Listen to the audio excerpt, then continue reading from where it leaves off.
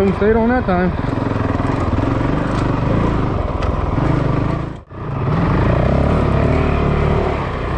What's going on, guys? So today we're riding with a WR450. Pretty cool bike. It's got it set up for your off-road. Got an oversized tank on it. Pretty cool. It's the first one I've ever seen in person. But we got a little bit higher paced ride today. Basically, I don't do too much talking in the video. I'm trying to focus on breathing. But I get just smashed with some mud right there.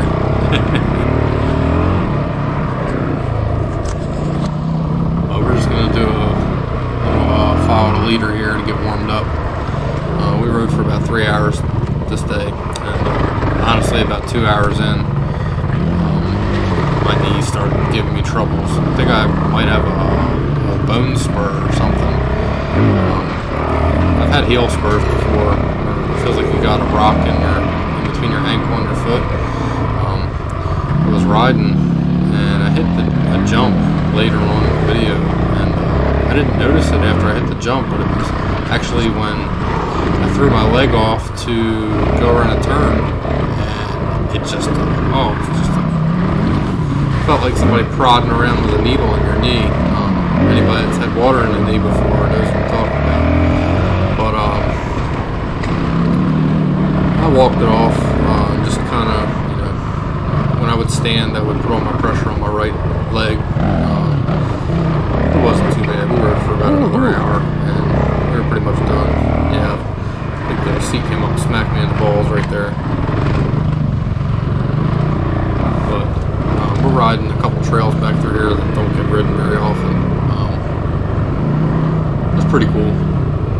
This guy, he knows certain sections of the woods that me and Zach haven't played around with too much. We've been back here, but at this pace, it's pretty fun. This is a pretty wrecked up creek crossing. It's good stuff.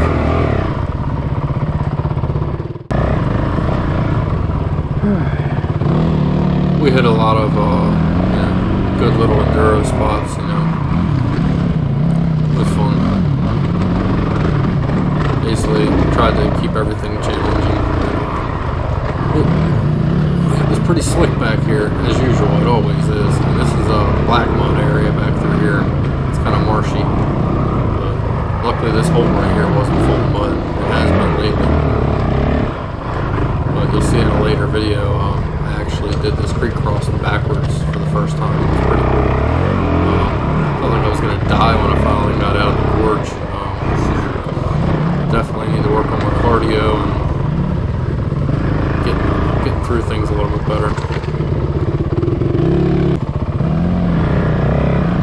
There's some real heavy thorns, sticker bush right here we're trying to get through. Now I have been back here before. Sticker bushes. We were just bypassing the marsh and just trailblazing really. And by the time I figured out where we were at, I took a bad line right here.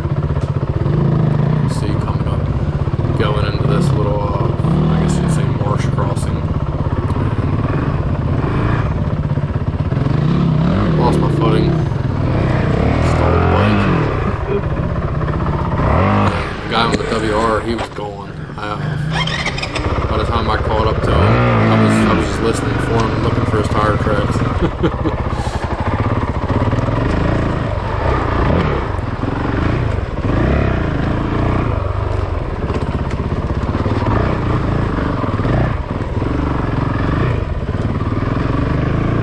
I've been back here, but every time I came back here, I kind of lost the trail, and I realized here after I stopped to listen for him where the trail picked back up, and it was actually pretty cool. The little crossing. I think it's a somewhat dried up creek bed right here. You just drop down in it. It's not like straight across, it's kind of up on an angle. Pretty neat. I'm still waiting for him to pop up through the horizon in the woods because I don't see him yet.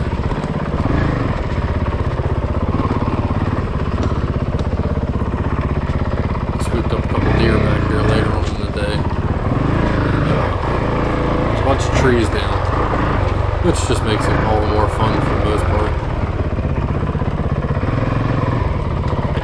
But I can't wait to see how the tubeless setup is going to work out in the back of this thing. I think I'm going to install it tomorrow, Memorial Day probably. Take it out and maybe get some still footage here and there. I want to see how the D606 is going to seal up on the back wheel, if the bead can deal with being tubeless. The Moto Z tire that I have on the Rally didn't quite like it. I had to put some, not fix a flat, not slime, but something similar to slime. It was like industrial use for farm tractors and stuff. Worked really well. It's like instant seal. So it actually has fiber in it. I get it at my dad's in West Virginia. But y'all recognize this creek crossing. That's where Zach got stuck last week. Also, same place the KTM guys got stuck earlier in the season. I didn't take the short line. I went ahead and took the same way he took. But I went to the left, whereas he went to the right. Luckily, I was able to push right through it. Alright. Basically, to the left, you have that little tree, and then it's here. the ravine, so you just kind of have to push straight through it. Look left. But this was a good ride. Got quite a bit of footage of this day. It was pretty good. Definitely enjoyed the pace. I'll ride with this guy again. It sucks getting hung up right there. I had a second to think about my line. I was like, yeah, I'm gonna try and go this way, straight across it. I've got stuck there so many times. Yeah, usually, well, it always used to come down the other side. Right. But that was not easy either. You ever do this? And up here? Yeah. Yeah. I mean, mainly on my 125, but I'm, practicing for woods. Mm-hmm. But this will get you in shape riding the big bike. Oh yeah, absolutely. I'm used to riding a bike 100 pounds heavier than this one. And slower. I know, that's gonna feel like a Lamborghini. Mm-hmm. Oh.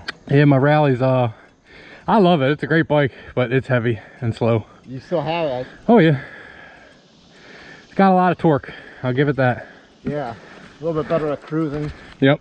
And I got a big old fat plush seat on it. Yeah, it's just always slick out here. Mm-hmm. I guess after the rain a couple nights ago. Yeah. When we came through here earlier, I wasn't recording. You went around the fallen tree on the other side of this hill. And I slid what seemed like from here to that twin tree spitting up. And I'm like, oh, come on, get traction. Because I got 20. No, I think I got 18 I just put in the back of that one. Because my tube's cocked. And I'm like, I don't want to let the pressure down too much. Because I don't want to rip the thing out of the tube.